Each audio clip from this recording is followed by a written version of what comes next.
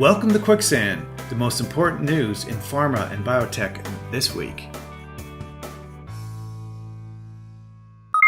The FDA released a new draft guidance on meetings with the agency designed to help biopharma companies better understand how such meetings are conducted and what to expect.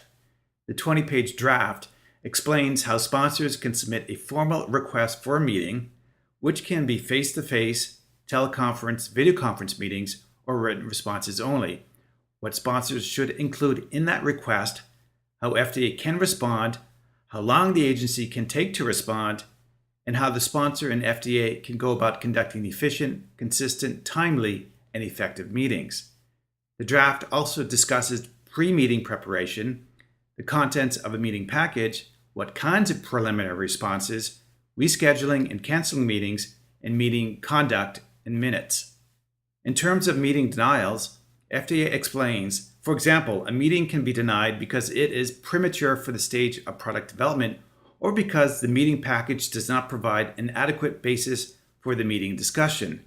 Thus, the FDA will generally deny requests for Type A meetings and Type C meetings to discuss the use of biomarkers as a new surrogate endpoint that has never been previously used as the primary basis for product approval that do not include an adequate meeting package in the original request. The FDA finalized guidance from 2015 on the best practices for communications between investigational new drug application sponsors and the agency. The guidance describes what to expect in milestone meetings such as pre-IND, end of Phase 1 and Phase 2, and pre-NDA BLA meetings, and how sponsors and FDA work collaboratively during the drug development process. In addition, the guidance outlines FDA's philosophy regarding timely communications with IND sponsors, the scope of appropriate interactions between review teams and IND sponsors, what kind of advice sponsors can appropriately seek from FDA, and what to expect in terms of FDA response times to sponsors' inquiries. According to the Federal Register notice announcing the final guidance, the following changes were made between the release of the draft and final versions. Biosimilar biological product development information was expanded, and Biosimilar User Fee Act meeting types were added. Roles and responsibilities for regulatory project managers were clarified. Language describing the formal communication plan for new molecular entity new drug applications, original biologics license applications, and biologic biosimilar applications was added. Meeting request parameters were revised in alignment with Prescription Drug User Fee Act 6. Finally, additional information was added to the resources for sponsors in additional contacts section.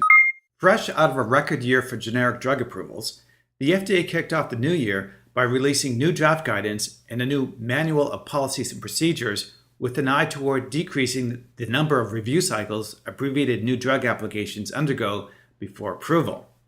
Multiple review cycles has been an outstanding challenge for the agency in years past, with less than 10% of ANDAs winning approval in the first review cycle. And prior to October 1st, 2017, about half of all ANDAs with GDUFA 1 goal dates required 3 or more review cycles to reach approval or tentative approval, the agency said. But as FDA begins prioritizing its review of ANDAs for branded drugs with 3 or less competitors, the agency will also look to help companies understand why their ANDAs are deficient. The 34-page draft guidance highlights common recurring deficiencies that may lead to a delay in ANDA's approval, and it offers recommendations to applicants on how to avoid certain deficiencies. In addition to discussing patent and exclusivity deficiencies, the draft discusses labeling, product quality, and bioequivalence deficiencies.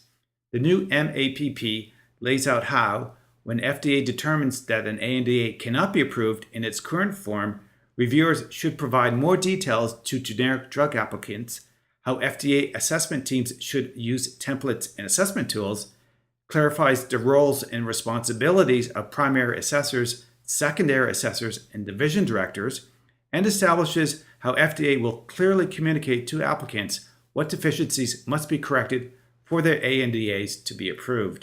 Spark Therapeutics revealed that its recently FDA-approved Luxturna gene therapy will cost $850,000 or $425,000 per eye before discounts, making it the world's priciest medicine.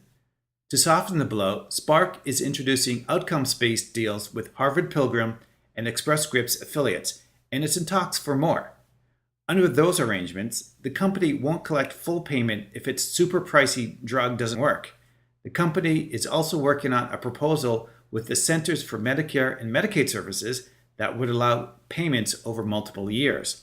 Luxturna treats a rare inherited disease that can lead to blindness and works by delivering a gene called RPE65 into a patient's retinal cells, which then produce a protein to restore vision loss.